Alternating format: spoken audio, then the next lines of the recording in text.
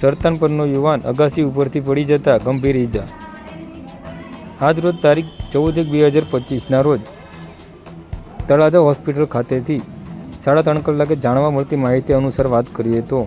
સરતાનપર બંદર ગામના મુન્નાભાઈ ભૂપતભાઈ બારૈયા ઉંમર વર્ષ 35 જેઓ અગાસી ઉપરથી પડી જતા તેમને ગંભીર ઈજાઓ થતાં તેમને 108 મારફતે તળાજાની સરકારી હોસ્પિટલ ખાતે ખસેડવામાં આવ્યા હતા, જ્યાં તેમને વધુ સારવારની જરૂર જણાતા તેમને ભાવનગર રિફર કર્યા હોવાનું જાણવા મળેલ છે।